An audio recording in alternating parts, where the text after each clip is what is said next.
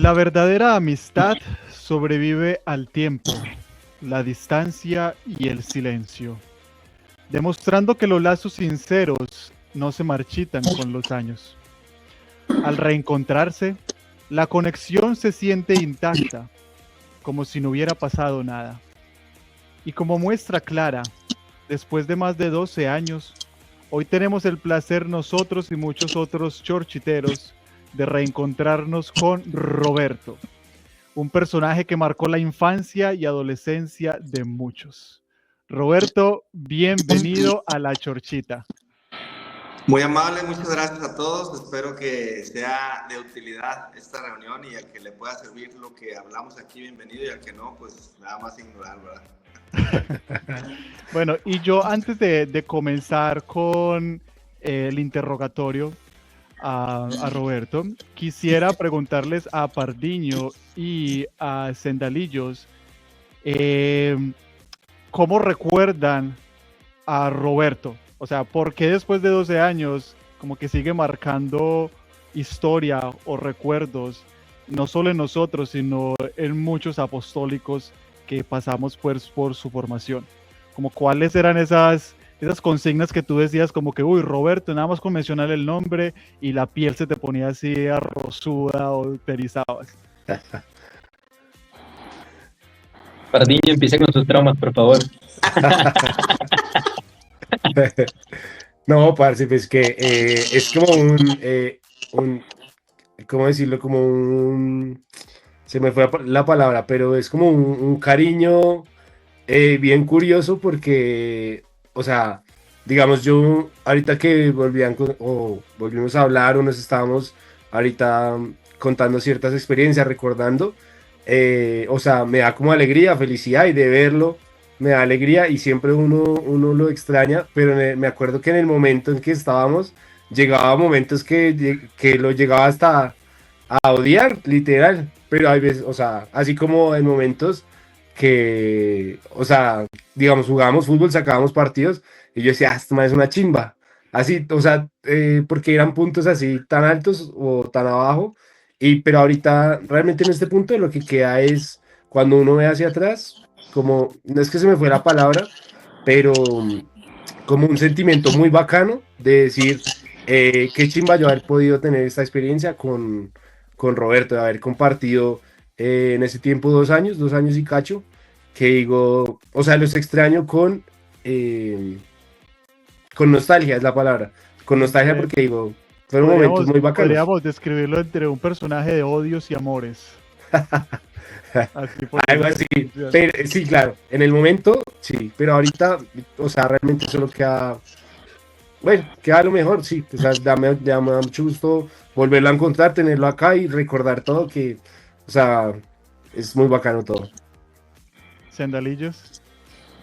Pues a ver, con decir que yo a veces todavía no duermo en las noches, sobre todo los miércoles, no, es broma, es broma. Es broma. Pero como dice Pardo, siento yo que es como un sentimiento agridulce. Es un recuerdo uno recuerda con mucho cariño esa exigencia. En ese momento quizá uno no lograba descubrir o entender por qué tanta exigencia, pero al día de hoy uno ya entiende o ve los frutos más bien de esa exigencia. Quizá, como hablaremos ahora con Roberto, algunos métodos quizás se excedieron un poco, al menos desde mi punto de vista, pero uno dice, se excedió un poco, pero valió la pena. O sea, lo que uno es en tema de formación de la voluntad, de incluso parte física, del tema físico, de desarrollo humano, son cosas que uno agradece y lo lleva siempre. Y nada, o sea, muchas veces siempre me preguntan a mí que los recuerdos de la apostólica, y yo diría, repetiría mil y unas veces, o sea, mil veces la misma experiencia y no tendría miedo de volver a hacerlo, porque son experiencias que te marcan. Y más que eso, el hecho de que no solamente fui yo el que vivió esas experiencias, sino también con los parceros o aquellos que yo considero realmente más que amigos, casi hermanos, que son todos aquellos que compartieron conmigo esas experiencias. Y en este caso, pues también está incluido Roberto, que como dijo Pardo, hay momentos en los que uno llegaba a odiarlo, pero hay momentos en los que uno también le agradece bastante y el hecho de poder ahora estar aquí compartiendo es como muy gratificante, es como que wow, ya uno madura y se da cuenta de lo que vivió y de lo que experimentó y en vez de recordar con odio, uno recuerda con gratitud. Hermosas palabras. Pero entonces, para nuestra audiencia que de pronto no lo conoce, Roberto, cuéntanos cómo es que llegaste a la apostólica, o sea, cómo fue el inicio, porque tengo entendido que tú no iniciaste en el seminario menor, sino ya un poco más grande, preparatoria, y que eras muy aficionado al fútbol, pero entonces, ¿cómo decidiste dar ese paso de, en vez de entrar a un equipo de fútbol como el Cruz Azul, a hacerte parte del equipo de Jesucristo como seminarista? Bueno, créanme lo que yo les agradezco este tiempo, la verdad estoy muy contento y también tengo mucha nostalgia, o sea, yo los tiempos que les digo, estuve en Colombia, yo los atesoro con enorme gratitud porque fueron muchísimas más las experiencias buenas y saludables que experiencias negativas realmente. Yo estoy muy agradecido con Dios por todo lo que aprendí ahí, de todas las personas, del Padre Limón, del Padre Salvador, de los mismos religiosos. Siempre me considero una persona que estaba aprendiendo y siempre buscaba de cada persona a ver de este que le puedo aprender, de este que me puedo llevar, y así soy hasta la fecha. Volviendo a la pregunta, pues mira, yo siempre pertenecía a una familia muy tradicionalista y era de ir a misa los domingos, de confesarme por lo menos cada mes, también de ir a retiros. Entonces, esas cosas pues influyeron también a la hora de yo decidir ingresar con los legionarios. Sí tenía una propuesta, y no es marketing, es real, en ese tiempo. Tenía una propuesta del Cruz Azul Hidalgo de segunda división para integrarme, de irme a vivir a la Ciudad de México, estudiar y en un futuro no muy lejano ya debutar en la primera división. Sí fue algo muy real. De hecho, cuando yo me ordené, si ustedes buscan en internet, en los periódicos, me resaltan a mí un poco porque nombran eso, que yo dejé las fuerzas básicas del Cruz Azul para irme de sacerdote. Entonces, solamente que no tengo como las pruebas porque no, digamos que no había celular y no había tanta cosa como hoy. Pero bueno, gracias a Dios, sí estuve a punto, y lo que me llevó a decidir fue precisamente pues que Dios me necesitaba, ¿verdad? Que tal vez por ahí era mi camino, y así ingresé aquí en Monterrey con el padre Carlos Sada, que también le agradezco siempre su apoyo y todo, y ahí comenzó mi aventura con los legionarios para pasar 2 años a Brasil. Ustedes se imaginarán, me encantaba el fútbol y me mandan al país del puro fútbol en esos tiempos, pues ahí también, digamos que me la pasé bomba, ¿verdad? Porque pues el fútbol era lo máximo en Brasil. Entonces, así que lo haya extrañado, no. Y además de toda la formación que se da en el noviciado, que sí en esos tiempos era muy exigente, era muy sacrificado, porque llegamos a hacer el noviciado en Itú, como en una especie de rancho, de quinta, que se llamaba Fazenda San Bento, así se llamaba. Entonces ahí se adaptó esa pequeña ranchito, esa hacienda, esa quinta, para que nosotros viviéramos ahí. Y me acuerdo que nos bañábamos, las duchas eran con unos PVC que ni tenía cebolleta, o sea, imagínense, caía el puro chorro de agua así fría. Y pues obviamente en la mañana pues sí hacía frío, no es que Brasil pues, era así caliente, ¿verdad? Pero bueno, nosotros estábamos motivados con el amor a Dios, el amor a la vocación, y pues eran otros tiempos diferentes a los que vivimos hoy. Entonces mucha gente, aunque yo le pueda explicar, no me va a entender. Entonces ahí estuve 2 años, la verdad muy bien. De ahí pasé a Salamanca y me volví a encontrar con mis compañeros de candidatado que entraron ya después de prepa. Fue una experiencia muy bonita, ahí pues estudiando humanidades y visitando las catedrales y yendo a Santander, a Madrid, a los museos. Entonces fue una experiencia también bastante bonita, y ahí el que era rector, Jesús María Delgado, ya al final me dio unas postales de Francia y me dijo: oiga, se ven bien bonitas esas postales. Le dije: sí, es que le quería decir que usted se va para Francia. Y yo: ¿cómo así? Sí, no. Mira, va a ir a la Apostólica y van a ir a ayudar 3, usted va a ser el responsable y van a ir a ayudar allá a la Apostólica de París. Entonces yo después de Humanidades me fui como 3 meses a la Apostólica de París. Fuimos a pintar la Apostólica, imagínense, a pintar, literalmente. Pintábamos de lunes a viernes. Me acuerdo que estaba el maestro, el que sabía pintar, y yo sabía inglés, pero él hablaba francés y hablaba portugués, pero no hablaba inglés. Entonces mi otro compañero era húngaro, que es el padre de Tomás Peire Hassi, no sé si sigue, muy buena persona. Y luego estaba un colombiano que se llamaba Alexander Plata. Éramos los 3 que nos habían mandado a París. Entonces yo ahí en portugués me entendí y aprendí a hacer la mezcla de la pintura, literal. Y ya nos dijo, así van a hacerle y tal. Y aprendimos y pintamos toda la Apostólica como en 3 meses. Y cada fin de semana íbamos a visitar museos, catedrales, o sea, también nos la pasamos bastante bien. Muy exigente, sí, porque era mucho trabajo, pero fin de semana era visita cultural y luego el domingo jugábamos con los apostólicos y con los precandidatos fútbol en unas canchas que rentaban afuera de París. Posteriormente llegué a Roma, y llegué a Roma en la época del padre Álvaro Corcuera, que era el rector. Entonces yo llegué ahí y era neofilósofo, y pues generalmente pues todos querían ser dirigidos por el padre Álvaro espiritualmente, como director espiritual. Y yo tuve la oportunidad de los poquitos neofilósofos que estuve en la lista de él, ¿verdad? Entonces ahí lo conocí al padre Álvaro Corcuera, excelente, conmigo se portó muy bien. Y hice mucha conexión con él por los deportes también, porque él ya después fue nombrado director general, pero ese tiempo que estuve en Roma me invitaba a jugar béisbol, yo sabía jugar béisbol, obviamente fútbol, básquet, me pedía que lo acompañara a unas reuniones, o sea, éramos como 5 o 6 que nos invitaba de vez en cuando. Ahí en ese tiempo ya estaba el padre Matthew Brackett, que era el que lo invitaba más seguido, Covarrubias, había varios. Y digamos que de ese grupo a mí me invitaba algunas veces, entonces yo tenía muy buena relación con el padre Álvaro Corcuera, en paz descanse, excelente.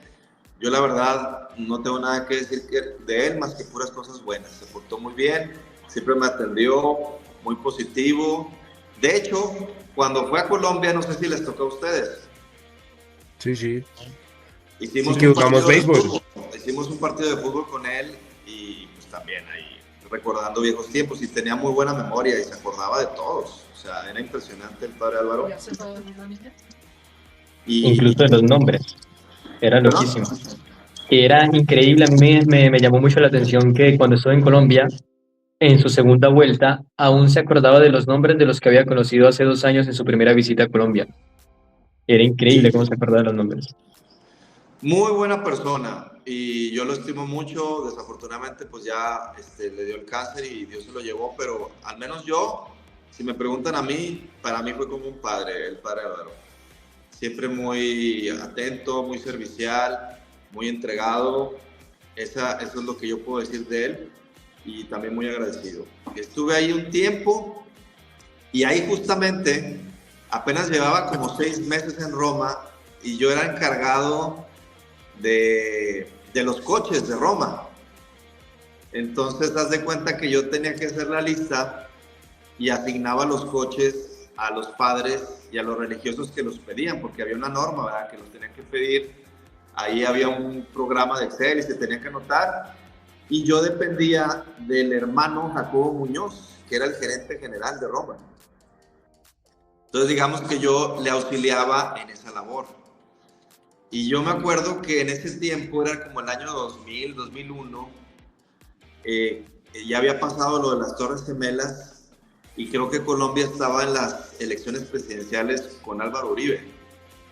Y estaba la cosa muy delicada, y teníamos noticias en Roma en la noche. Y yo me acuerdo que veía las noticias internacionales y salía Colombia, que estaba en guerra y que creo que habían puesto una bomba y habían matado al papá de Álvaro Uribe.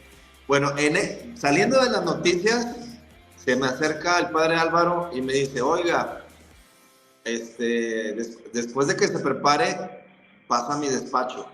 Entonces ya subí allá al cuarto piso y le toco y me dice, oiga, le llegó carta amarilla. Y yo, ¿cómo? Sí, carta amarilla es destino. No, pues que se va a Colombia. Se va a Colombia a la Apostólica. Y yo, ¿cómo? Sí, bueno. En una semana arregla sus papeles, ya se arregla ahí con el padre que se encargaba, que era un español, Jesús Parreño. Se arregla con él para sus papeles y para que le saque su boleto a Colombia. Y ya. Y literalmente fui a sacar la visa, me la dieron muy rápido y en una semana ya estaba ahí en Medellín. Y el que me fue a recoger fue el padre Salvador, al aeropuerto. En la urba, ¿se acuerdan? Sí, claro. Él fue a recogerme y ahí ya estaba el padre Limón. Estaba el padre Limón y el padre Meléndez. Así fue como llegué a Colombia por primera vez. Y fue asignado a menores, ¿cierto? Fui de los cuales creo que el primer año, al segundo año o tercer año me pasaron a medianos y luego el último año lo hice otra vez en menores. Ya. Hice cuatro y luego al final de ese cuarto año me pidieron ayudar en la gira intensiva al padre Rafael González. Claro. ¿También estuviste un año de reclutador? ¿O cuánto tiempo? Solo le ayudé como 2 meses. O sea, ya me iba a ir a Roma y me quedé como agosto, septiembre, octubre y luego ya llegué como en noviembre a Roma, tarde, para estudiar filosofía. ¿Y qué tal esa experiencia de reclutador? Porque yo lo veo a usted más full formador, literal. Sí, estuvo bien, o sea, no estuvo mal, o sea, pues todas son experiencias y el padre Rafael pues yo me llevaba bien con él, a veces le echábamos carrilla en los cursillos porque quería meter mucha gente y le decíamos que era el inflador, ¿verdad? Era el inflador, el padre Salvador y yo le dábamos, pero mira, era tan buena la relación que tenía con el padre Rafael que me acuerdo que fue el Mundial Juvenil, creo que ahí en Colombia, cuando estaba empezando James. El sub-20. Sub-20, que fue un juego en Medellín de Argentina-Colombia. Entonces yo le dije al padre Limón, le dije, oiga padre, yo quiero ver ese partido, deme chance. Y pues en ese tiempo, acuérdense ustedes que pues, no se podía, ¿verdad? Entonces el padre Limón hizo una excepción y me dijo, bueno, va a ir, pero nadie debe saber nada. Póngase de acuerdo con el padre Rafael y nadie debe saber nada. Y así lo hicimos. Ya vino a la Apostólica un fin de semana, hablo con él y me dice, sí, vámonos. Dice, yo soy el primero. Dice, usted compra las entradas y yo me encargo de la comida. Y nos fuimos, fíjate. Siendo yo religioso, ya era teólogo. Estaba con ustedes, con los precas. Y él, pues obviamente ya tenía años de sacerdote. Y fuimos a ver ese partido en el Atanasio Girardot, México contra la Argentina, que perdió México 1-0. Imagínate la relación buena que tenía con el padre Rafael. A veces me regalaba de las tortugas que le traían de su casa, tortugas esas de chocolate que se las daba ahí en Anaime. En ese tiempo era el centro de apostolado.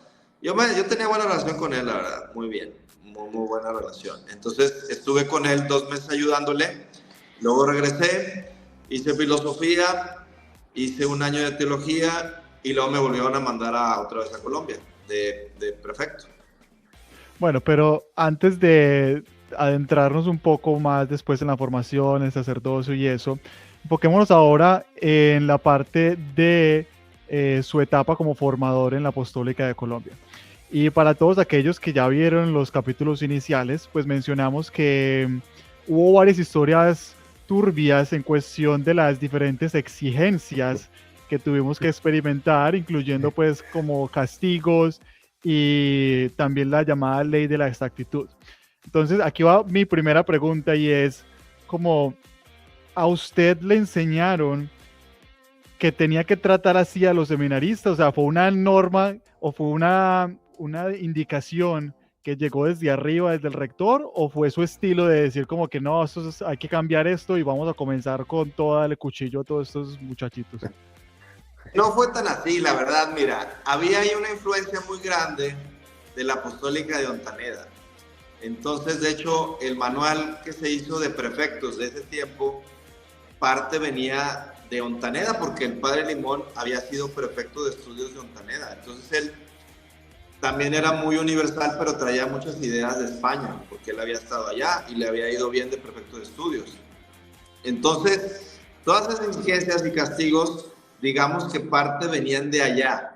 Y parte también yo tenía la exigencia del padre Limón de que ustedes pues entraran en fila. O sea, no podía hacer ahí fiesta como había otros prefectos que eran más blandengues y eran más bonachones. Y pues realmente ese no era el estilo que nos estaban pidiendo en ese tiempo los superiores. O sea, era ser equilibrado, obviamente no era fácil porque pues implicaba saber exigir, motivarse en exigir. Y digo, primero motivar y luego exigir, así es. Y obviamente ya hubo cosas que pues estando ahí tú bajo presión, pues las tienes que sacar, no había más, ¿verdad? O sea, las tenías que sacar y había cosas que a lo mejor te pasabas un poquito, el padre Limón te llamaba la atención o te decía, ¿sabe qué? Esta semana dele por ahí, no se preocupe si vienen conmigo y se quejan, yo lo voy a apoyar. Y así nos combinábamos, pero era parte de la formación porque también era importante mantener la disciplina en la apostólica, porque te digo, había religiosos que sí, o sea, eran muy blandengues. Y eso pues no ayudaba ni a que ustedes se formaran, ¿verdad? O sea, obviamente sí, yo sé que en algunas partes pues sí se exageraba un poco, sí, pero pues era parte también de la formación. O sea, si tú me preguntas, bueno, ¿y tú cuando fuiste religioso? Pues también, yo tenía días de paseo en España que tenía que salir y estaba nevando.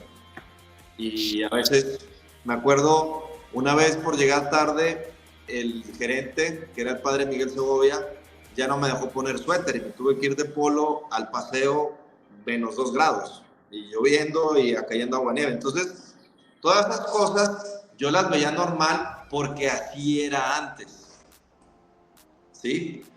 Obviamente con ustedes, pues ustedes eran los más grandes, los precas, los que tenían que dar ejemplo a los más chavitos.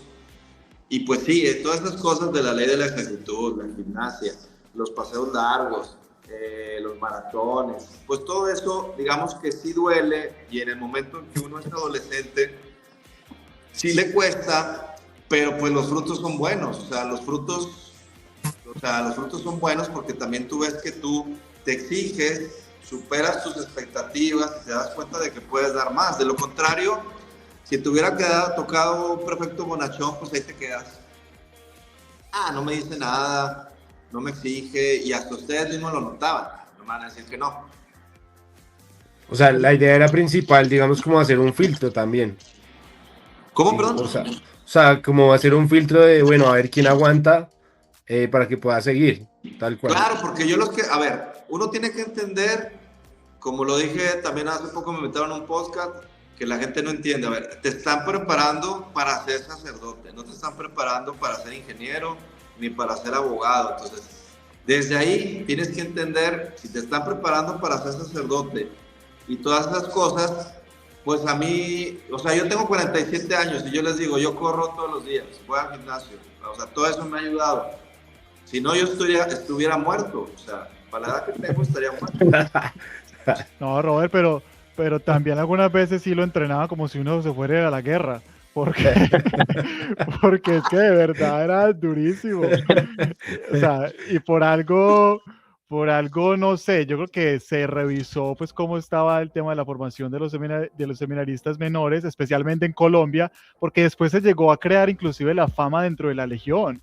O sea, ya uno llegaba a Roma y le decían como que, uy, tú eres de Colombia, uy, pobrecito, mi sentido pésame, o sea, atravesaste cosas muy duras, ¿entiendes? Entonces como que hubo algunas cosas que sí, como decías, Sendales, como que, uy, pudieron haberlo hecho de una manera diferente. O sea, uno entiende el punto, pero después como que por algo se revisaron las reglas, ¿no? A mí me tocó la revisión, pero no se revisó tanto de eso. O sea, sí hubo, digo, yo en alguna vez formé parte de ese grupo que estaba religiosos que habían trabajado en la apostólica, y como te digo, o sea, cada apostólica es diferente.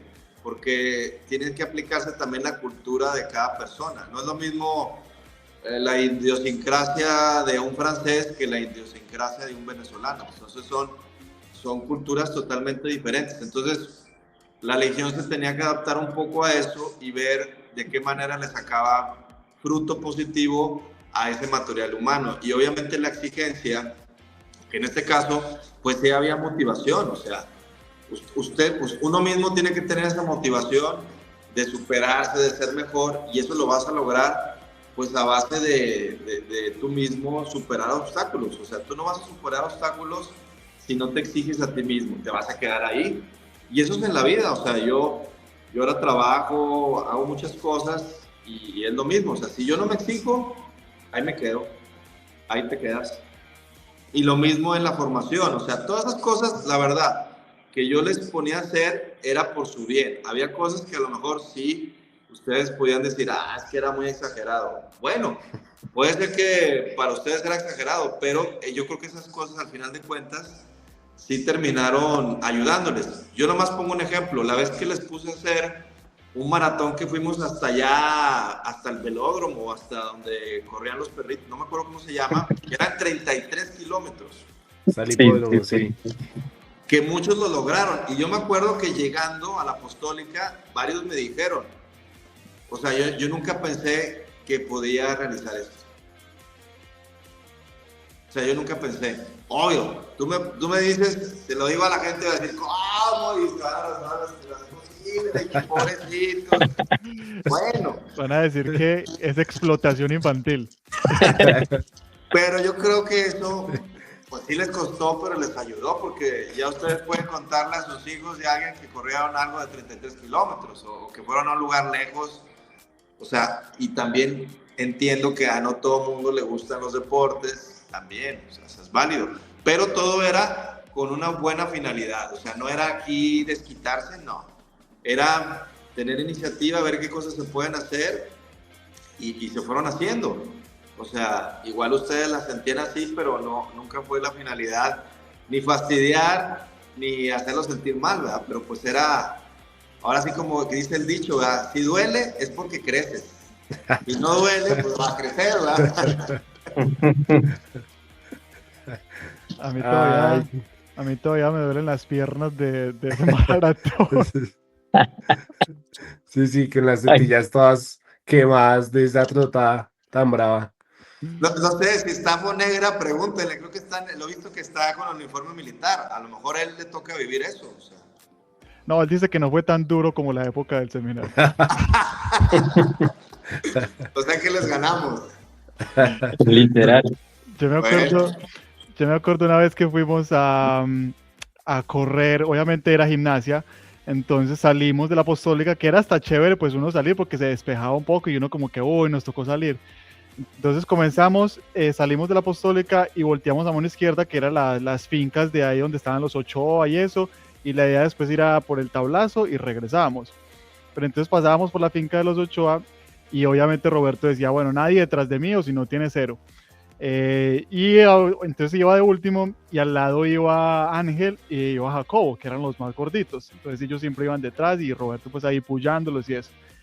Y estábamos pasando por la finca y en un momento salió un toro y el toro comenzó a mirarlo así a los dos y claro, todo el mundo se quedó quieto.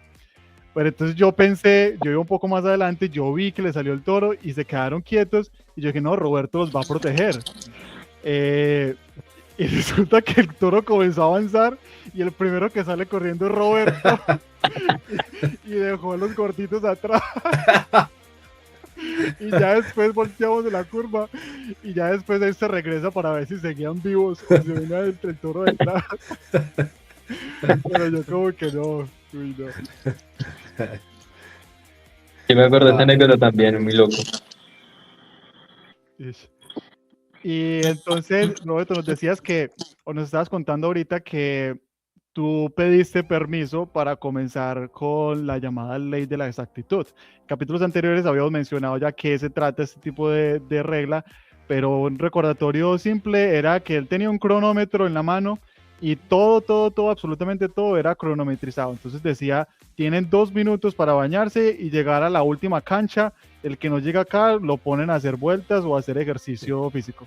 Y era así para absolutamente todo, llegar a la capilla, llegar a las clases, lo que sea. Pero eso fue como un tipo de escándalo entre los demás formadores y era único de Roberto. Entonces, ¿cómo se dio eso? Y yo creo que muchos seminaristas quieren contar como cuál fue la historia, porque uno decía como que, uy, ¿cómo el rector puede permitir semejante cosa? Bueno, como te digo, hay que verlo siempre desde la perspectiva de que uno se está formando para ser sacerdote y eran otros tiempos. Entonces, yo eso, digamos que en cierta manera también lo viví y los que entraron conmigo lo vivieron de alguna otra manera. Entonces, no era algo anormal. Obviamente ahí, como te digo, había religiosos que eran de las nuevas generaciones y todas esas cosas de esforzarse, de la voluntad, pues les sacaba mucho la vuelta. Entonces eran como dos choques de dos escuelas diferentes, ¿sí? La escuela que veníamos ya del Padre Limón y en los nuevos religiosos que traían ya otras ondas, traían otras cosas, viajar, pasarla bien, y nosotros pues estábamos todavía en la época de formar la voluntad, de ir más lejos y plus ultra y todo eso, bueno. Entonces, esas actividades estaban ya acordadas con el Padre Limón, o sea, no es que yo me inventara acá eso de la manga, no, o sea, yo no podía hacer nada en la apostólica si no pasaba antes por el visto bueno del Padre Limón, así para empezar, de entrada. ¿Por qué se dio eso? Creo que había algunas quejas que llegaban, algunos precandidatos se quejaban y que querían que fueran exactos en los permisos y no sé qué más, y a raíz de eso, sí hablé con el padre y yo le dije, bueno, pues podemos hacer eso, y sí, dije, pues obviamente se va a hacer muy exigente, pero dijo, si quiere lo realizamos, y me dijo, no, pues pruébelo y a ver cómo nos va, y lo hicimos un tiempo, tampoco se quedó así todo el tiempo, ¿verdad? Un tiempo, 2 años. Ese periodo de prueba nunca acabó.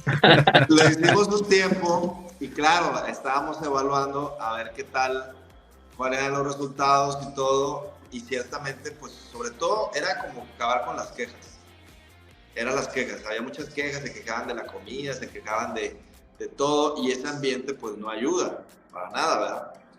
Y yo creo que en la apostólica pues ahí no faltaba nada, como para uno quejarse, pues yo creo que no era el caso, ¿verdad? Entonces era la reflexión, sí se hizo un tiempo así, pues obviamente me veían los otros religiosos, pero a mí me valía, ¿verdad? Porque yo sabía que el padre Fernando estaba enterado, y sí, una vez me llamó el padre Salvador y me dijo, oiga, que esto y que lo otro, y hay que bajarle 2 rayitas. Le dije, sí, le dije, nada más que, pues ahí hay que hablar con el padre Limón y ver qué nos dice sobre el asunto. Y sí, ya después el padre Limón me dijo, oye, ¿saben qué? Ya hay que quitar esto, y se quitó.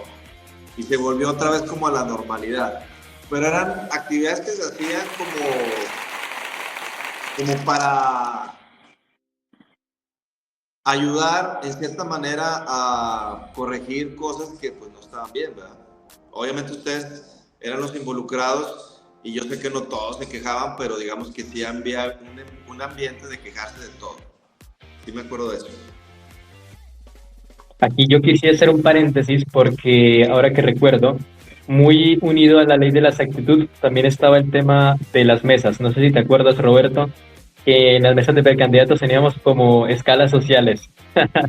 La mesa obviamente privilegiada, que era donde te sentabas tú, que tenía derecho a ir por chocolisto, galletas, etcétera. Mi pregunta es, ¿esto también estaba como visto en este caso el padre Fernando Limón, como parte de la ley de la exactitud y parte de la formación, o simplemente fue como que, bueno, esto es un matiz específico que le doy yo a las mesas de precandidatos? No, es decir, todo eso estaba acordado con el padre Limón. Como ya les dije, cada semana se revisaban los objetivos y tú como religioso tenías que decir en qué área ibas a trabajar, en qué área y qué punto ibas a trabajar con tu comunidad. Y luego la siguiente semana se revisaba de manera general, y luego tú ya tenías una reunión con el rector y hablabas sobre los, en este caso mío, sobre los precandidatos. Entonces, fueron ideas que fueron surgiendo para que hubiera motivación y hubiera exigencia. O sea, esa era la finalidad. De que los que no estaban en esa mesa, pues se motivaran y decían, pues yo quiero estar en esa mesa. y los que estaban en la mesa donde no recibían eso dijeran, pues yo ya quiero salir de aquí.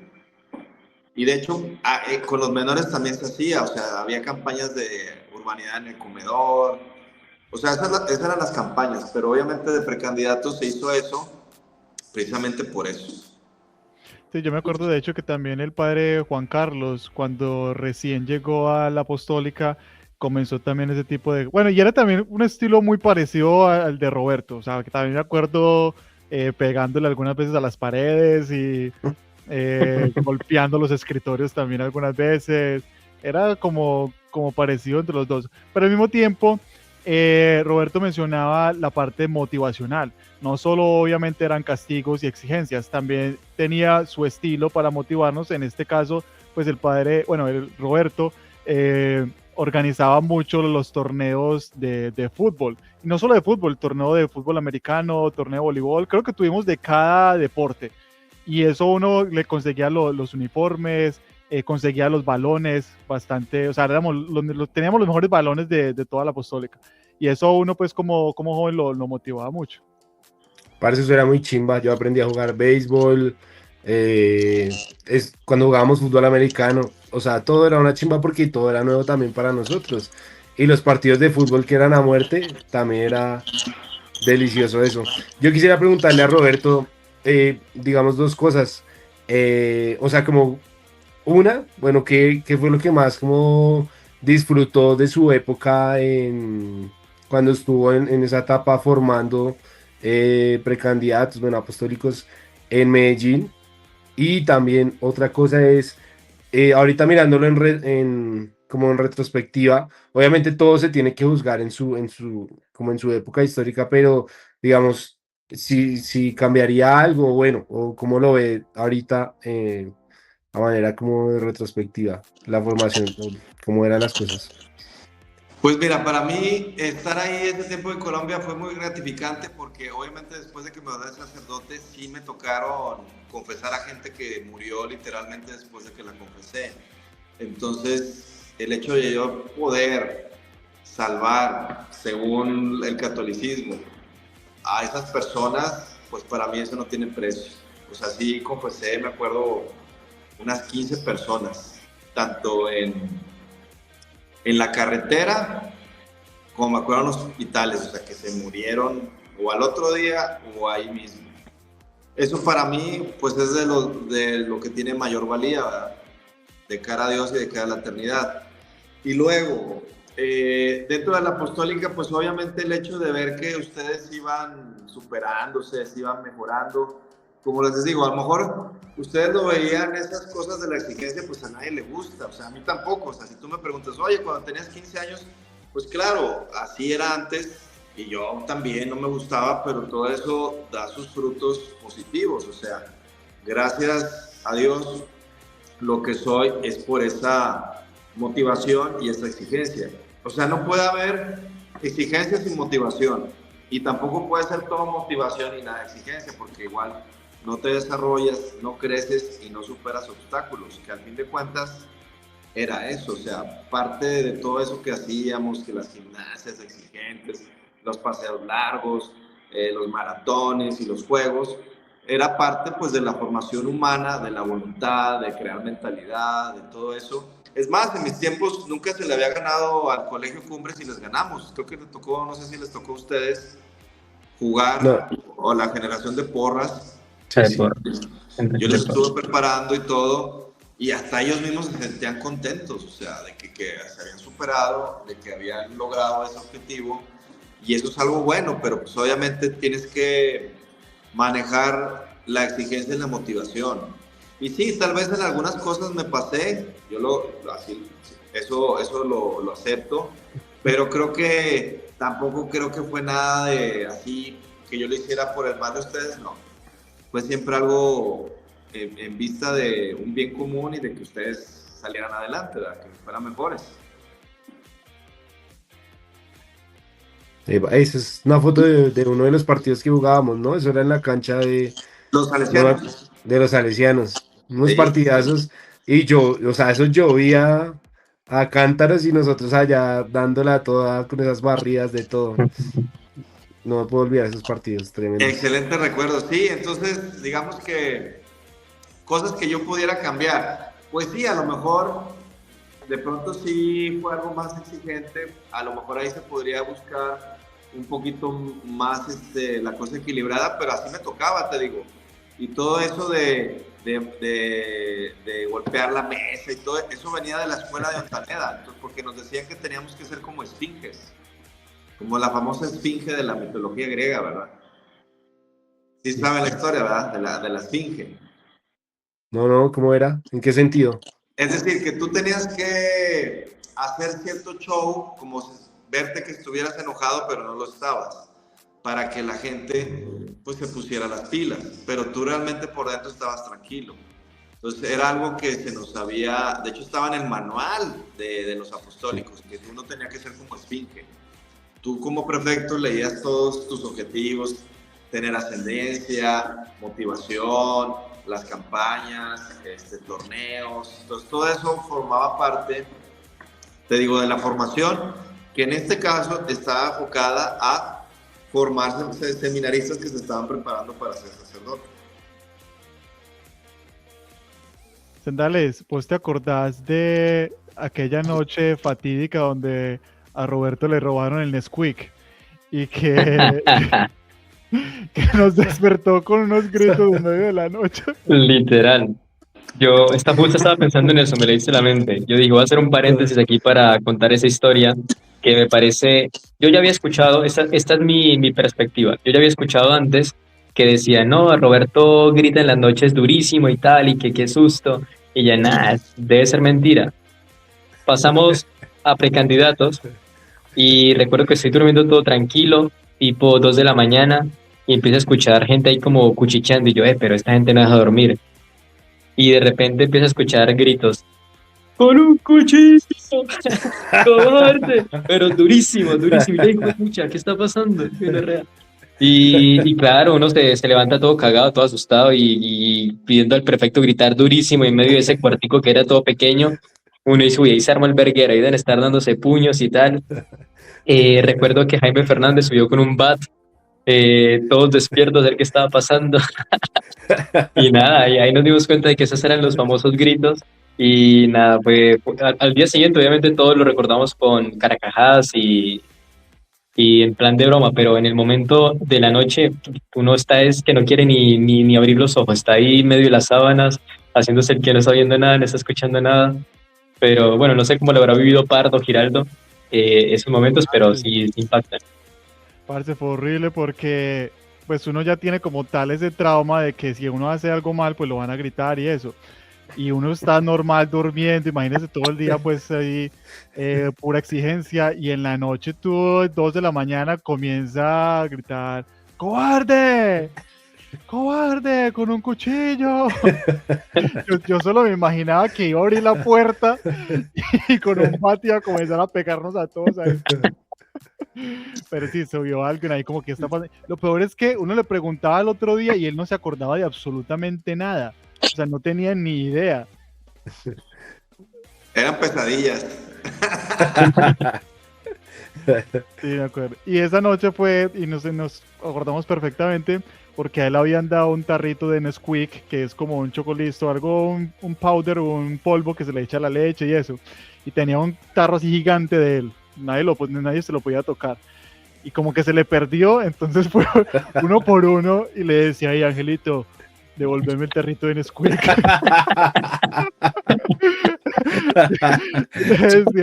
decía Ortega, ¿qué me hiciste el tarro de Nesquik? Ese es el famoso mecato. Exacto. Y nadie no lo pudo encontrar durante toda la noche. Entonces, al otro día, mejor dicho, tremendo escándalo. Es que ustedes tienen que tener en cuenta que, por ejemplo, o sea, ahí, por ejemplo, la leche a veces llegaba agria, ¿se acuerdan? Porque era la leche que traían del rastro que estaba enfrente. Bueno, cuando yo llegué de gerente y hablé con el padre Limón de la comida, me dijo, haga lo que quiera, pero hay que mejorar la comida. Y pues claro, yo comencé a invertirle a la comida y que trajéramos esto y lo otro. Pero parte era de ese recuerdo, porque que no, yo quiero que mi Nesquik me sepa bien, ¿verdad? teníamos como algunas noches especiales donde de pronto celebrábamos algo y eran como meriendas cenas. Entonces él siempre escogía la pechuguita. Le decía, Fonegra, anda a prepararme la pechuga. Fonegra, que era excelente, sabía hacer de todo Fonegra. Como muchos de ustedes, esas generaciones eran muy cualificadas, la verdad. Sí, tuve unas generaciones de gente muy cualificada, todos. O sea, las generaciones que tuve, que fueron 3, mis respetos, o sea, que eran multifacéticos, ¿verdad? Y también yo creo que tenía su propio negocio, no sé si eso también estaba aprobado, pero mandaba a traer los panzerotis y las empanadas chilenas. Sí, estaba aprobado todo eso porque cada religioso, bueno, primero había unos que no querían agarrar, entonces yo dije, bueno, pa Limón, usted me deja, me dijo, sí, yo le dejo que el domingo de visita familiar venda, ¿se acuerdan? Empanadas y ponía chapardo y hacendales. Sí. Estaba todo, o sea, todo ahí estaba con el visto bueno del Palimón. Entonces él me decía, bueno, le voy a dejar que venda estos días, y los otros prefectos ya después se comenzaban a poner las pilas y vendían, y con ese dinero pues hacían cosas para la comunidad, ¿verdad? Esa era la finalidad. Recuerdo que llegó un punto en el que todos teníamos muchísimos balones en precandidatos. Y todos esos balones, incluso llegaste a vender hasta sudaderas, ¿no? De sudadera de México, camisetas de México. Yo no sé ya si le pedías a tu familia que te las enviaran o qué, pero también era el negocio de todo lo deportivo, que también era una sensación. Todo eso, por eso comprábamos los balones, o sea, y todos los banderines salieron por eso, o sea, de todas las actividades que salíamos, y luego había varias familias ahí que me apoyaban un chorro, que me ayudaban a conseguir los uniformes. Por ejemplo, la familia Ortega me ayudaba un chorro. Y luego a ustedes les daba al señor Ortega, que era muy bueno, el curso de liderazgo, acuérdense. Sí. O sea, había muchas actividades, como les digo, sí había exigencia, pero también había motivación. O sea, no todo era palo, y había cosas buenas también, que ustedes mismos decían, bueno, está esta parte que nos gusta, que nos motiva, pero pues también está la exigencia, porque si no hubiera la exigencia, pues ahí sí sería un caos la apostólica, imagínense ustedes. Si no hay autoridad, eso se vuelve, ahora sí, ingobernable. Total. Estás en mute alto. Partiño, Sendales, cuéntanos un poco cómo eran los partidos de fútbol con Roberto, que ya uno como que dejaba de ser seminarista en los partidos de fútbol y se convertía en futbolista profesional jugándose la Champions, porque eran a morir y hasta que no ganaba el equipo de Roberto no se terminaba.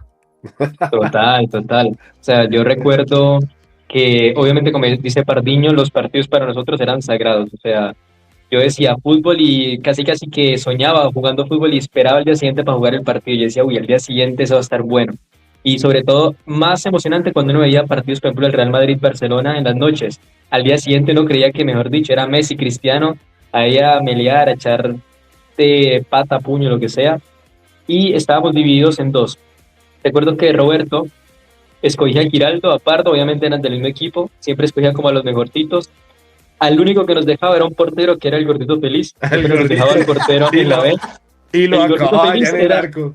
Exacto, él tenía que estar protegiendo el arco. Y es que sí, claro, tapaba mucho, entonces no nos cogían como coladera al otro equipo. Y después de pronto dejaba como a Cumaco, que era un buen defensor, como para poner un poquito de resistencia. No, pero como dice Roberto, uno va adquiriendo nivel y a un punto ya eran tremendos partidos. Yo recuerdo que jugaba con Gabriel, que Pardo estás ahí en Bogotá con él, y nada, era Gabriel y yo la dupla en la delantera. Creo que Castro también jugaba con nosotros, que Castro también jugaba muy bien. Y nada, teníamos un buen equipo que dábamos guerra. Recuerdo una vez que perdió el partido por primera vez y fue muy chistoso porque se tiró a la cancha. Roberto, yo no sé si te acuerdas de esa escena. Te tiraste a la cancha como pegando en el piso. ¡No puede ser! ¡No puede ser! Y yo se volvió loco. Pero eran los partidazos. O sea, era literal. Es que sabes que, mira, como yo siempre jugué fútbol, siempre me gustó así juegos a muerte, la verdad. Siempre, de que estaba niño, adolescente. De hecho, cuando ingresé al candidatado, igual, aquí en la Legión, era juegos a muerte. En Roma, cuando llegué a teología, estaba ahí en la selección de teólogos y la de filósofos, siempre pues yo me caractericé por eso, hasta que era bien competitivo y, o sea, la verdad, o sea, dejaba ahí la piel en cada partido. Y entonces de pronto eso creaba mucha rivalidad. Y me veían que yo me metía y pues también se prendía la gente, ¿verdad? De hecho, en los partidos con los religiosos era así, se prendían por eso, porque yo estaba Oscar Lomán, me acuerdo. Oscar Lomán cuando llegó ahí, pues sí jugaba, pero jugaba más o menos. Pero ya después que comenzó a jugar conmigo, no lo digo solo por mí, pero había otros religiosos ahí y subió su nivel. O sea, porque pues eran partidos a muerte, o sea, todo el mundo estaba motivado de jugar y como dices en Dallas, veías un partido y ya te estabas imaginando que era Ronaldo y que van a hacer este tiro y así era, o sea, realmente, y yo creo que ustedes pues subieron mucho el nivel, ¿o no? Pues claro. Sí, no, y de hecho, yo que he hablado con varios mexicanos cuando llegamos a Humanidades, o sea, la mayoría dicen los colombianos siempre venían con buen nivel de fútbol. Yo el noviciado igual, cuando estaba el padre José de Jesús Rodríguez me decía, oiga, usted me los preparó muy bien, o sea, que no sé si le tocaron las sandalias, a quién le tocó, el padre que le iba a las Chivas, alguna vez me invitó a jugar, siendo perfecto me invitó a jugar. Sí, allá jugamos, cuando estábamos en La Estrella, antes de mudarnos. Incluso en Monterrey, cuando llegamos a México, él seguía tu modus operandi. Escogía a los mejores de fútbol para su equipo y a los demás que más o menos tienen nivel, al equipo B para jugar contra él. También se volvían muy buenos esos partidos. Era muy, muy bueno el padre José Jesús en ese sentido también. No, es que inclusive yo me acuerdo que habían 3, porque como éramos tantos, era el equipo de Roberto, como las estrellas, el Real Madrid pues con todas las estrellas, luego el equipo a vencer, que tenía el super portero, el que le daban balonazos, un buen defensor, Comaco, de pronto ahí Gutiérrez, tales, y estaban los que no jugaban absolutamente nada, que les decía, ustedes vayan a jugar con la tierrita ya. A recoger piedras los a las 7, en la cancha 7, a recoger piedras.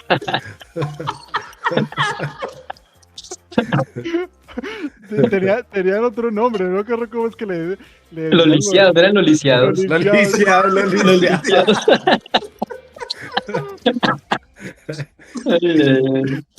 Uy, yo me acuerdo. Con el padre Salvador, acuérdense. También, sí, también hace jardines. Que le gustaba, yo les decía, ustedes se van a ir a trabajar con las maticas con el padre Salvador. Literalmente. Y mándemelos, carísimo, mándemelos, aquí los recibo. Uy, yo me acuerdo un partido, no sé si Roberto se acuerda del padre Iturralde, que jugaba un montón. Jesús Iturralde. Sí. Y eran un equipo Roberto y en el otro Iturralde. Ustedes eran unos partidazos. Él fue como un domingo, ¿no? De visita familiar. Sí. Que él también había jugado como en el Atlas, ¿no era? En las fuerzas básicas del Atlas. Había jugado, sí. De hecho, pues yo soy muy amigo de él. Ya le perdí la pista, creo que se quedó a vivir en Medellín. De hecho, yo cuando me salí y me quedé ahí 2 años en Medellín, varias veces me reuní con él, pero excelente persona también y muy deportista también. Sí. Y al día de hoy, Roberto, ¿sigues jugando fútbol o no? Sí, juego. ¿Y tienes tus parceritos con los que juegas o cómo, o estás a nivel, digamos, tipo alto rendimiento? No, pues mira, realmente juego fútbol, juego tenis y corro y voy al gimnasio. La verdad, es lo que hago. De tenis, doy clases para jugar tenis. Ayer, por ejemplo, di clases. Yo cuando estuve en Colombia jugué tenis también. Ahí le pedí permiso a Limón. A lo mejor ustedes no se dieron cuenta, o no sé si alguien se dio cuenta, pero ahí jugaba. Yo me iba y jugaba ahí. Había unas canchas cuando ustedes estaban en clases. Yo creo que ya estábamos en Venezuela cuando empezaste a jugar tenis. No, estaban ahí en Colombia porque yo jugué, los años que yo estuve ya de teólogo, jugué tenis los 3 o 4 años. Yo le pedí permiso al padre Limón y sí me dijo, sí se puede ir, nada más que llegue puntual a tales horas para recoger a los religiosos después de recreo. O antes de recreo, era antes. Para que yo llegara y los bajara al recreo. Esa era la condición que me puso, pero sí me dio permiso y se lo agradezco porque sí jugaba con gente externa. A veces alguna vez me fui con un padre, pero era con gente externa. No, sí y eran que... Me acuerdo inclusive que, o sea, uno iba a clase y como a los 10, 15 minutos, aparecía Roberto por las canchas allá, corriendo, tales. O Exacto. cuando fue el Medellín, el equipo del Deportivo Independiente Medellín de Colombia, la Apostólica, y Roberto por allá hablando es que con el técnico, que no sé qué, y que Así fue, es que a mí me gustaba, mira, de hecho le dije al padre Limón, le dije, oye, siendo yo teólogo, fíjate, siendo yo teólogo nos fuimos de vacaciones a una finca que rentó el padre Daniel Muñoz, ¿se acuerdan del padre Daniel Muñoz? Sí, Con él, yo sigo hablando, yo hablo muy seguido con él está en Chile, se salió. ¿Él salió del sacerdocio o de la legión? Sí, El de, salió de ¿qué las pasa, dos líder? cosas. Del sacerdocio también. Sí. Entonces fuimos a una finca que él conocía a la señora allá por Armenia. Y él conseguía la finca y nos íbamos de vacaciones. Y me acuerdo que pues yo era más grande, estaba Alzate y estaba Pitts y me retaron a una corrida. Correr desde la finca hasta abajo, eran como 12 kilómetros. O sea, echamos una corrida. Y me acuerdo que les gané y ya no me dijeron nada, porque me estaban echando carrilla, no, de que nomás tú dices. Y le dije, bueno, vamos a correr, a ver si es cierto. Y nos echamos la corrida y como si nada. Pero porque a mí me gustaba, o sea, a mí esas cosas me gustan. No es que las haga por sacrificio ni nada. Y luego más adelante le pedí permiso al padre Limón para hacer un maratón de Medellín. De hecho, fui a hacerlo. Nadie se dio cuenta, le pedí permiso y me comencé a entrenar los domingos de visita familiar, que era cuando podía, porque era cuando yo le pedí a Dios de que vinieran a visitar a todos los precas para yo irme. Con el rosario, que vengan por Tirano, que vengan por Sendales. No, que viniera por Entonces, Sendales Fanny cuando. me decía, bueno, carísimo, pero tampoco va a ser día libre para usted. No. Yo le doy permiso para que se vaya toda la mañana, pero aquí lo quiero a las 2. Y le dije, bueno, deme chance me voy entrenando. Y sí, hice 2 medio maratón en Río Negro y luego me aventé el maratón de Medellín. Sí lo hice. Entonces yo le dije, bueno, déjeme entreno, porque creo que era en agosto, una cosa así. Le dije, déjeme entreno los domingos porque necesito agarrar distancia. Y me acuerdo que estaba Escoto, así desayunando Fruit Loops, y se la atoró. Se la atoró el Fruit Loops, diciendo, ¡qué locura! Y le dije, bueno, pues no pasa nada, ya sabemos que a usted le gustan otras cosas y a mí otras cosas. Le vamos a comprar una Barbie. Vamos a una Barbie y hay que jugar hasta las muñequitas. El Palemón me regañaba porque pues, sí, o sea, dice, no, carísimo, bájale y no sé ¿qué preguntas hace? Pues sí, oye, si está viendo que voy a correr, pues no, va a ser porque me gusta, no porque hago sacrificio. Entonces, literal, me iba corriendo desde la Apostólica y bajaba por toda la carretera Las Palmas, por toda. Y le dije al Palimón, nada más, deme para el taxi y yo me regreso porque no va a alcanzar, porque eran como 38 kilómetros desde la Apostólica hasta abajo. Y eso lo hice como 3 veces o 4. Uf. Y luego ya hice el maratón. Y todo eso me dio permiso Limón, acá abajo, o sea, por debajo de la mesa, ¿verdad? Porque algunos no lo veían bien y luego pues no faltaba el envidioso de que a Roberto sí le da permiso. Y sí salió algún envidioso, ¿verdad? Y yo le decía, bueno, es que todos mis precandidatos están en visita, entonces esa era mi excusa, ¿verdad? Pero pues era real. El padre Lemón me decía, puede hacer eso y si se quedan 2 o 3, hable con el padre, creo que era con el padre Omar Lando, con quien me ponía de acuerdo y se los dejaba. Y yo me podía ir. Y Sendales allá solo poniéndole cuidado a las mamás que llegaban a la Apostólica. A las hermanas, respeto, Sí, a las mamás. obviamente me vieron varios hacer eso y luego ya salió Anderson Pitts que quería irse a montar a caballo. Ya me vio que dijo, pues este pide permiso para irse a correr y yo voy a pedirme a montar a caballo. Y hasta una vez me dijo, le dije, no, yo no tengo bronca. Si te da permiso Limón, adelante. Le dije, yo no tengo ninguna bronca. Pero así se comenzó a crear ese clima y los únicos 2 que estaban ahí como plastas era Escoto y el otro, no me acuerdo cómo se llamaban. Que son felices ahí. Pues sí, era su personalidad, ¿verdad? Su manera de ser y pues no había problema. pero así fue. O sea, corrí el maratón de Medellín y luego corrí 2 medios maratones de Río Negro que organizaban de 22 kilómetros, literal. Una vida muy deportiva. Literal. Yo tengo una pregunta para Roberto. Es sacarme la cizañita, la pregunta. ¿Tú te acuerdas que aquí Pardiño, nuestro protagonista, en precandidatos se voló del seminario, sí o no? ¿De qué? Muchos se voló del seminario, que hubo un grupito de precas que se escaparon, sí, Gabriel, Pardo, el Ficti, Fercho. Todos nos hemos preguntado siempre cómo carajos se dieron cuenta, o sea, quién les dijo y quién fue con el padre Fernando y quién dio la información de que se, ¿Quién fue el de que se habían informante? escapado, quién fue. Exacto, quién fue el Pues informante. es que eso era muy...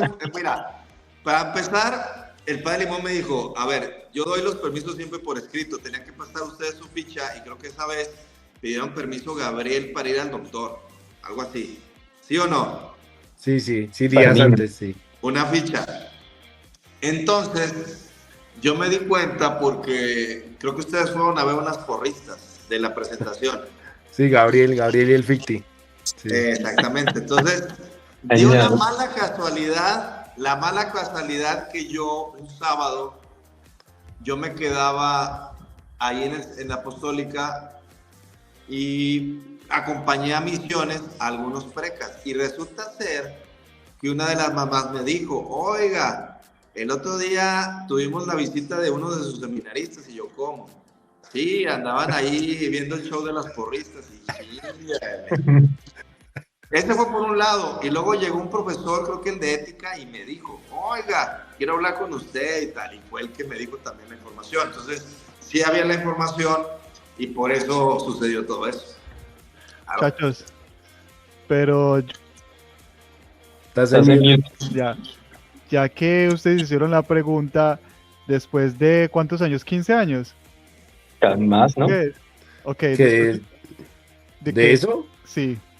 14 años. Bueno, yo quiero confesarles que yo fui el que junto con Gutiérrez. ¿Gutiérrez ¿Es también? en serio? Gutiérrez ¿Qué? también. Yo no sé si... Pues este podcast No, para eso, me voy a salir. para sacar toda la basura de una vez. Uy, Pardiño, ya sabes, no vuelvas a este podcast. Me voy a salir ya mismo de acá. No, pero que esto se mantenga entre nosotros, por favor. No, eso fue porque yo no sé, ustedes comenzaron a hablar así al respecto y era una merienda cena. Y Gutiérrez y yo no sé por qué nos dimos cuenta de que esa era la noche en la cual se iban a escapar. Entonces yo la verdad estaba dormido, pero sentí un toquecito en el hombro. No me acuerdo que cuando sucedió eso, a las 2 de la mañana, 3 de la mañana. Y Gutiérrez me dijo, Giraldo, se acabaron de ir. Entonces nos levantamos y los vimos que cogieron por las canchas de la torre y saltaron la reja y de ahí se fueron y ya no sabemos cuándo regresaron.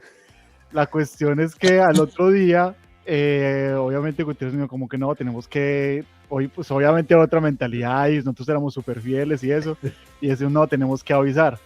Entonces, aprovechando que era día de visitas, nosotros hablamos después del desayuno, le dijimos al padre Limón, tenemos algo que contarle, pero tiene que ser en privado. Y el padre Limón, sí, listo, no, hagamos una cosa, salgan así normales y después vienen o yo los mando a buscar. Bueno, la traición, hermano. Literal. Como Judas. Entonces ya nosotros le dijimos, padre, mira, nosotros no lo hacemos con la intención pues de delatar a nadie, solo échelo sino que pues obviamente sentimos la responsabilidad de informar esto, pues porque si no quieren estar acá, entonces pues es mejor que se vayan. El amor. Y entonces ya les dijimos lo que había sucedido y él nos dijo como que no se preocupen, háganle tranquilos, no va a pasar nada. No va a pasar nada. 3 horitos después, Gabriel con las maletas, el Fiti con las maletas para la casa, papá. Es que era así, sí me acuerdo de esa. Bueno, esa sí se enteró el padre Limón, pero yo hablé de la que se fueron a los porristas. Esa fue la que Sí, la anterior. No, pero es que Gabriel sí ya era demasiado obvio. O sea, yo me acuerdo que una vez no, y ni siquiera era un día de visita, era como un sábado o un viernes y estaba en la portería esperando una buseta para irse no sé para dónde y se iba y después regresaba y había otro Brian Brandt que tenía como audífonos y en el tiempo de Rosario se subía a la capilla al segundo piso a escuchar música ya. Así. No, y saben que lo Eh, peor, que yo me acuerdo que le echábamos la culpa a Miguel Ángel Gutiérrez, que le la decíamos la papa. papa, y nosotros echando la culpa, yo diga que usted fue, diga que usted fue, y girando ahí contemplando todo con Gutiérrez. Uy. Qué dañado. Oiga, pero se lo guardaron muy bien después de tantos años. Sí, sí, Sí, sí, sí. sí. Bueno, no me juzguen. Bueno, prosigamos. Listo, entonces llevamos una horita larguita hablando y yo creo que para la apostólica podemos dedicar otro capítulo entero con otros chorchiteros porque son innumerables las anécdotas que tenemos. Pero entonces, Robert, llega el momento de la ordenación sacerdotal, te nombran tu primer ministerio es en Colombia. ¿Cuáles son como una o las dos experiencias que nos puedas contar que tú dices como que, uy, valió la pena mi ordenación sacerdotal? O sea, a pesar de que ya no continúo, el mero hecho de haber tenido estas dos experiencias valieron todos los años de sacrificio, de estudio, de formación, y que tú dices, esto se va a quedar conmigo para siempre. Pues mira, pues obviamente como ya lo dije anteriormente, el haber salvado como a 15 personas, a confesar, fueron muchas. La verdad me tocó accidentes y en el hospital también, que pude salvar a personas, pero voy a contar en concreto una. Hagan de cuenta que yo, bueno, para irme, cuando me ordené sacerdote, estaba el padre Bustos, que era el secretario territorial, que se ordenó conmigo. Entonces, yo me ordeno y estoy en visita familiar en Roma y de repente me dice, oiga, le llegó carta y me dice, está ahí, se la dejé. Y la abro y me dice, no sé, delante de Dios le hemos nombrado vicerrector de la Apostólica de Mérida. Y yo al inicio iba para la Apostólica de Mérida. Pero después, haz de cuenta que antes de que acabara la visita familiar, está el padre Talarruchi. Y me dice, ¿sabe qué? Su destino ha cambiado. Ya no va a ir a Mérida, va a ir a la Apostólica de Medellín a sustituir al padre Felipe. Y el padre Felipe se va a ir a Mérida. Entonces yo dije, pues mejor, ¿verdad? Y ya pues llegué a la Apostólica como gerente. Entonces, el caso que iba a contar de que me tocó un accidente muy fuerte en Medellín era que yo en ese tiempo estaba el padre Julio Martí primero como asistente para la vida religiosa y venía cada 2 meses y hablaba con nosotros. Luego, hubo un padre que salió del Cumbres Femenil y ya cuando es nombrado director territorial, Julio Martí me llama y me dice, oiga, estoy pensando en usted para que nos ayude ahí en el colegio femenino. Va a estar en los 2 lugares, va a estar aquí en la Apostólica y va a estar en el colegio. Y yo, muy bien. Dice, no se preocupe por el coche, la gasolina, le van a apoyar, el padre Castel, que era el administrador, y yo, está bien. Entonces, en esos viajes que yo hacía, imagínate, me iba bien temprano al colegio, que eran como 55 minutos, y luego me regresaba a las 2 y ya me quedaba en la Apostólica.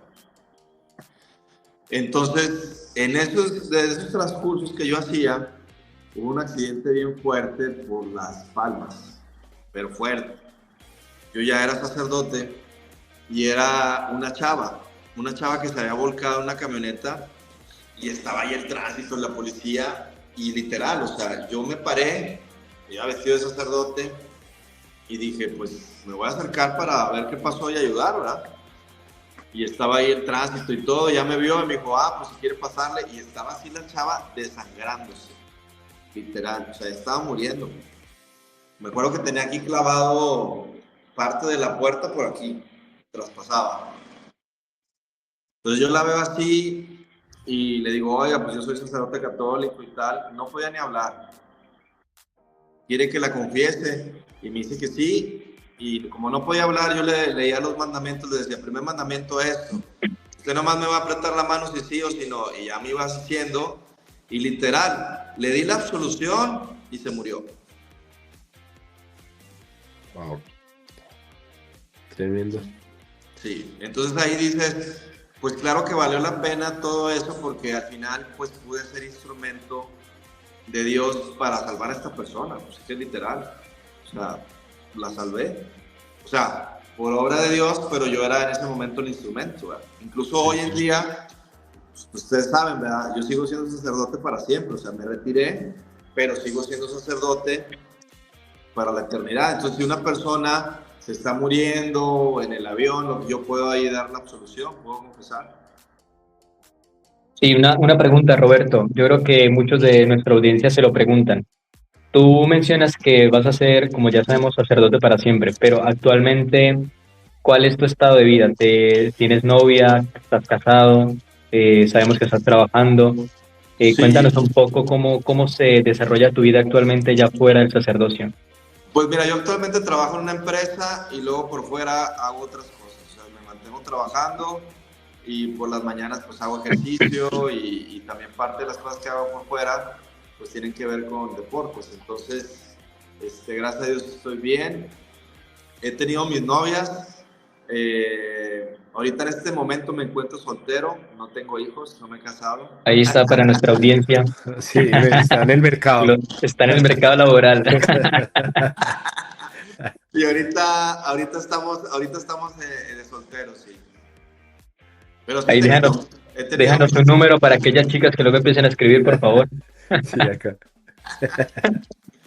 Te lo puedo Sí, asegurar. ahorita sí, así realmente para mí, fíjate, porque también ahorita, creo que ahorita casarse, aunque pues sí es un sacramento y todo, yo lo veo muy complejo, la verdad. O sea, ahorita como está el mundo, con tantos cambios y tantas ideologías, tú encontrar a alguien con el cual ser una compañera de vida y que quiera construir algo a largo plazo está bien difícil.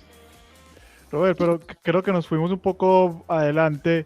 ¿Cómo fue ese momento en que tú dijiste como que ya esto no es lo mío, yo ya quiero otra cosa?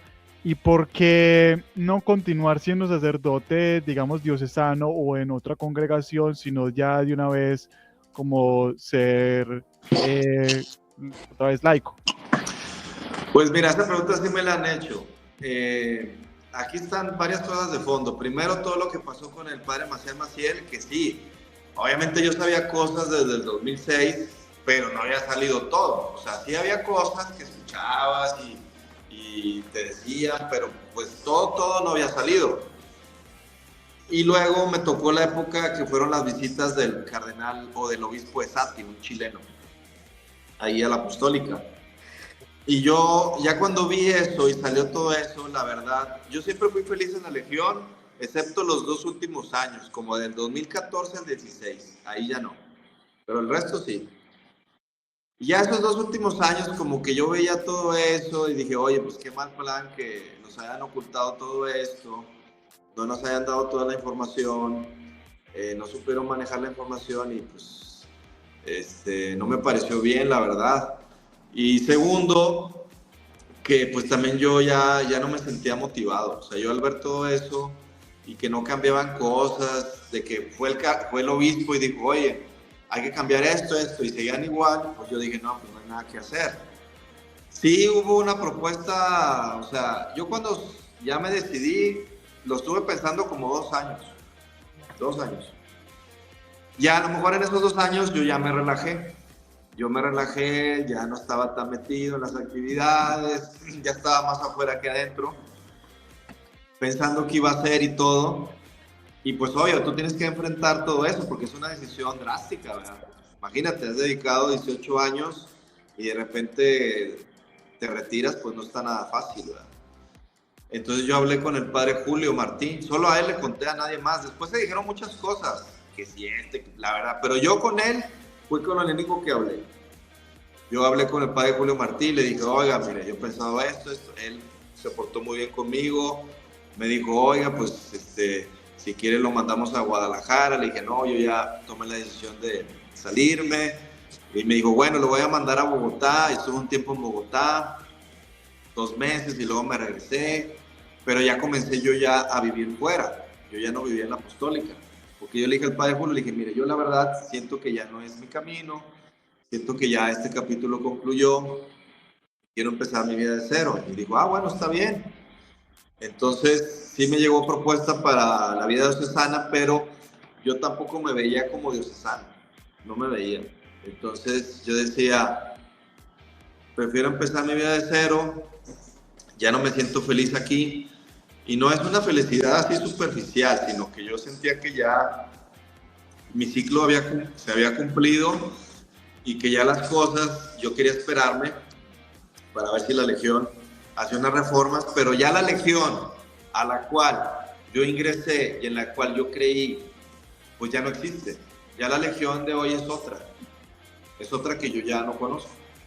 Entonces, aquello a lo que yo inicié, la formación y todo, pues ya hoy es otra cosa. Entonces yo dije, pues no, o sea, yo ya, los métodos nuevos que tenía, pues yo ya no estaba de acuerdo, había cosas que yo veía así como muy light y todo eso, entonces yo dije, no, mejor, imagínate, si con exigencia, motivación, apenas la hacías, ahora sin eso, pues eso va a ser un desastre, ¿verdad?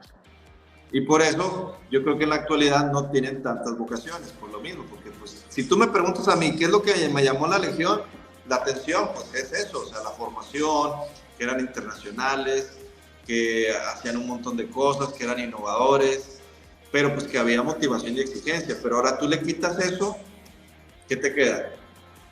¿Cuál es la diferencia? O sea, ya la Legión en la cual yo entré, yo creí, yo me desarrollé, yo me formó, esa Legión ya se murió. Ya la de hoy en día es otra. Entonces, pues, yo dije, no, pues no. Y yo estoy seguro que muchos padres que son de mi generación, pues saben que es así, ¿verdad? Saben que, pues sí, ya la Legión en la cual tú te formaste y creciste, pues ya es otra, totalmente diferente. Entonces, partiendo de eso, pues yo dije, pues aquí ya no hay nada que hacer, ¿verdad? O sea, por eso me quería mandar a Roma y le dije, no, le dije, yo ya,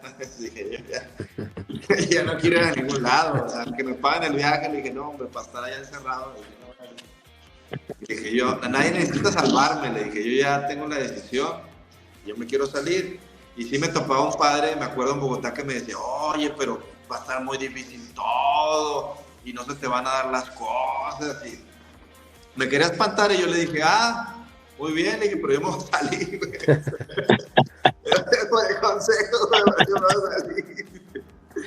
Pero y me es que... salí, ¿verdad? Y claro, tú arrastrar tu vida con 36, pues no ha sido fácil, o sea, yo me centré principalmente en la cuestión laboral, porque pues tú necesitas irte haciendo de tus cosas, y es otra vida diferente, ¿verdad? Tú en la vida en la Legión era una misión de bondad, de espiritual, de sacerdocio, y pues ya estando fuera, pues es otra cosa, ¿verdad? Entonces sí tienes que pensar en una vida terrenal, obviamente, con todo lo bueno que te ha dejado la Legión, el sacerdocio, la espiritualidad. Yo la conservo, o sea, yo hoy fui a misa, me confieso cada vez que lo necesito, me encomiendo a Dios, trato de ser buena persona y de tener valores y de todo, o sea, yo eso no lo he perdido. Bueno, en ese sentido, claro, o sea, a mí sí me gustaría preguntar cómo fue esa transición, porque digamos, no, digamos, en mi caso, bueno, yo salí en humanidades y siempre fue un cambio complicado en el sentido de que es empezar de nuevo, aparte de eso, digamos también como el trato con la gente, uno viene de un ambiente en el que todo el mundo es, pues es muy bien, como que no hay maldad, y luego salir al mundo y enfrentarse con todo eso y darse cuenta de que la gente no es, no es tan noble como uno piensa que todo el mundo es, como el ambiente que estaba rodeado.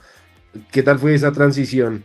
Y más, Sí, o sea, esa teniendo en cuenta que... transición fue difícil. Mira, no tanto porque yo me haya arrepentido de la decisión, no. La verdad nunca he tenido pesadillas ni nada de eso de arrepentirme, no. Yo creo que hice bien el cierre.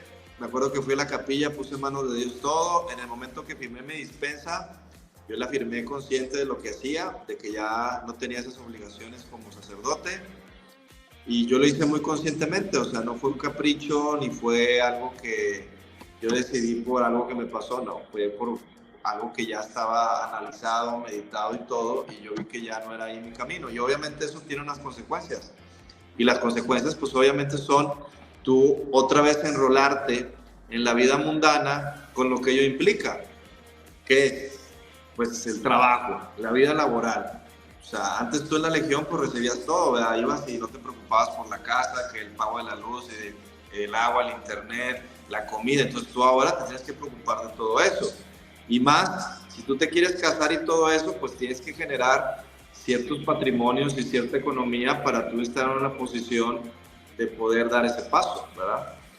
Entonces, digamos que ese ha sido el primer gran reto, ha sido ese.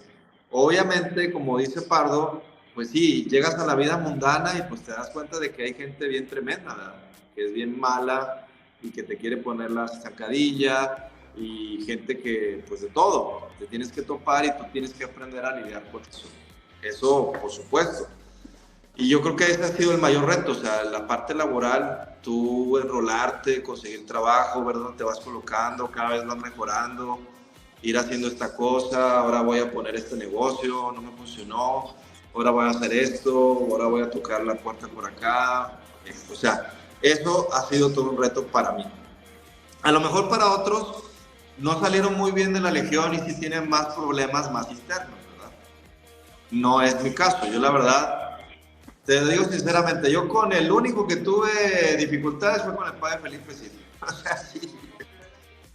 Fue con el único que, sí, que yo de plano, pues, casi una vez nos agarramos a golpes, pero fuera de eso, o sea... No digas. Sí, pero de resto no, o sea, con el escote, pues ya sabía que era así medio especial y los otros también eran como que no, nada, y bueno, yo estaba por su lado, pero... No, o sea, con otros sacerdotes, otros padres, yo me trataba de llevarla bien, o sea, yo siempre trataba de ser buen elemento, y obvio, tú no le vas a caer bien a todos, ¿verdad? Imposible, pero yo trataba de hacer mi labor, de ser universal, y yo con el único fue con Felipe sí, de resto con nadie más. Y yo creo que también a otros les cuesta mucho es la relación con las mujeres, ¿me entiendes? Porque, pues, la vida de seminarista te acostumbran un poco como que, uy, las mujeres hay que tratarlas así, pero no, como que no tiene la experiencia uno de cómo tratar a una mujer en cuestión de que, parce, y nos contaba también en la chorchita anterior el Tech que él le hablaba bien inclusive a una persona que se encontraba en el bus o que iba a la tienda y eso muchas veces se interpreta como que tú le estás coqueteando a la muchacha, ¿me entiendes? Entonces como que aprender esas técnicas algunas veces cuesta y porque no tienes a alguien que te enseñe como que, oye, mira, si le hablas así, ella normalmente en el mundo moderno quiere decir que le estás cayendo, que le estás coqueteando. Bueno, en ese sentido yo tuve un buen amigo colombiano que no era legionario, yo hice otras amistades fuera, que se llama Julio, creo que vive ahí en Llano Grande. Yo con él hice muy buena amistad, porque luego me metí a un gimnasio que estaba ahí en San Nicolás abajo. Ahí luego me empecé a hablarle a todas. Yo dije, no, yo voy a salir y le voy a hablar a todas. Y literal, yo le hablaba a todas y tenía este amigo. Y él sabía, le dije. Y él me decía, no, tienes que hacer así, así. Oye, y era maestro. O sea, lo que él me decía salía. Me decía, esa se te quedó viendo, a esa caile. Y te tienes que hacer. Y yo iba y le caía y sí, y ya me daba el número de WhatsApp en ese tiempo, ¿verdad? Que era todo una hazaña, ¿no? Que te diera el número. Ya, tiene el 90% bueno, tenía su sensei. Sí, tuve mi sensei durante 2 años, sí, tuve. La verdad lo tuve a él y sabía mucho de mujeres y de citas y de todo. O sea, él sabía mucho porque ya tenía una vida mundana que yo no tenía. ¿Sí? Claro. Y entonces yo le aportaba a él la vida espiritual y él me aportaba la vida mundana. Entonces, no hombre, yo ahí en Colombia tuve como 3 o 4 novias, o sea, sí, literal, o sea, porque sí aprendí. Me dijo, tienes que, obviamente hubo unas que me rechazaron como todo, ¿verdad? Pero yo me lanzaba y él me enseñaba y me decía, no, tienes que hacerle así. Y tuve clase de todo, desde cómo abordarlas, cómo pedir el número, cómo textear con ellas, cuando ya no te contestaban, qué tenías que hacer. No, era realmente un maestro, la verdad. Sí, sabía mucho. Y él, pues, tenía mucho pegue ahí en la universidad, en la UCO, y pues sí tenía mucha experiencia. mucha experiencia. Y de él le aprendí. Realmente mi escuela para la hora de relacionarme con chavas fue Colombia, la verdad. Colombia. Qué peligro este hombre de profesor en una universidad recién salido con todo el hambre que tenía. Fíjate que ahí di clases en la UCO, pero ahí la verdad nunca me metí con nadie y en ese tiempo ya tenía una novia, o sea, tenía una novia con la cual duré un año. Sí, Duré pues un bastante. año. Y bien, obviamente ahí pues no me ayudó pues que yo todavía no estaba consolidado, que no estaba desarrollado económicamente. Son cosas que tú ya vas aprendiendo con la práctica, ¿verdad? O sea, que ya vas viendo qué es lo que tú tienes que hacer para que en otras ocasiones no te pase lo mismo. Robert, y de pura curiosidad, ¿por qué se quedó en Colombia? O sea, ¿por qué no dijo, bueno, me vuelvo de una vez a mi ciudad natal? Porque digamos que ahí me salió el ofrecimiento, entonces yo me gustó Colombia y dije, bueno, me voy a quedar aquí 2 años, hago la maestría, conozco gente y a ver qué pasa en 2 años. Si en 2 años veo que me establezco económicamente bien, pues me quedo. Y si no, pues por lo menos no perdí el tiempo porque hice una maestría y me regreso a México. Y así fue. Ok. ¿Y actualmente dónde estás, Roberto? ¿En Monterrey? ¿En qué parte de En Monterrey. Ah, Monterrey. Monterrey es una ciudad muy chévere, increíble. Sí. Entonces, pues gracias a Dios, digo, siempre Dios ha sido bueno y pues nos ha dado trabajo y todo. Gracias a Dios ahorita tengo buena salud, tengo trabajo, ahí vamos bien y bueno, con las chavas pues igual, o sea, yo no me apresuro, te digo, sí he tenido mis novias y todo, pero en este momento no, así que yo te diga, esta, para casarme, no. La verdad, yo que les diría que pues, tienen que trabajar en uno mismo, construirse. Y pues ya en ese construirse, pues ya puedes ver qué opciones hay por ahí, ¿verdad? Pero sí es un error uno querer tener novias sin antes trabajar en uno mismo. Pero sí te creen cuando les dices que fuiste sacerdote. No me creen. No me creen, tengo que enseñar fotos, entonces ya me creen. Se sorprenden. Sí. Total, a mí me pasaba mucho que yo me salí del seminario y solamente tenía la licencia de conducir, pero en la licencia de conducir tenía el clergyman. Entonces, cuando iba a ir a las discotecas, en la entrada te piden la identificación. Entonces, yo un viernes en la noche, un sábado en la noche, con 2 muchachas al frente y yo mostraba mi identificación y los muchachos me miran así como que, padre, ¿en serio? ¿Usted? Y estas 2 muchachas que y me tocaba siempre explicar como que no, mira, eso fue tiempo antes, ya me retiré y ya por eso estoy acá. Pero me decían como que, uy, padre. Sí, eso para hablar y relacionarse con las chavas, pues sí tienes que practicar y tienes que pues tener paciencia. O sea, yo igual estaba de novatón, o sea, había unas que claro que me bateaban o les en el WhatsApp no les sabía escribir, o sea, son muchas cosas que tú tienes que tener experiencia. Sí, yo te lo digo ahora, que ya he tenido novias, que ya he salido, he tenido novias colombianas, venezolanas, de Sonora, de... O sea, sí, tienes que tener, la experiencia te va a ayudar, Claro. te hace más sabio y tampoco tú te presionas porque realmente, digamos, casarse la que tiene la presión son ellas, no uno. O sea, tú mientras te mantengas bien, sigas creciendo, vas a tener opciones, ¿sí? Si te mantienes bien. Ahora, si no te mantienes, te abandonas y te descuidas y no trabajas, pues obvio que no, ¿verdad? Tus opciones se van disminuyendo, pero tú te tienes que mantener y opciones siempre va a haber, ¿verdad? Siempre va a haber. Yo no sé, esto como que me da un déjà vu de cuando salió uno de la cena y lo sentaban a uno entonces en el salón, comenzaba a caminar serio de un lado a otro y decía, hay algo en la vida que es muy importante, la convicción. O decía, es que el Espíritu Santo me los pone en bandeja de plata. Y ahora ya aquí hablándonos de cómo conseguir una venezolana, una mexicana. Es decir, no, yo estoy hablando de que tienes que adquirir experiencia para tú saber relacionarte con ella, ¿verdad? Tienes que, o sea, eso no se logra de la noche a la mañana.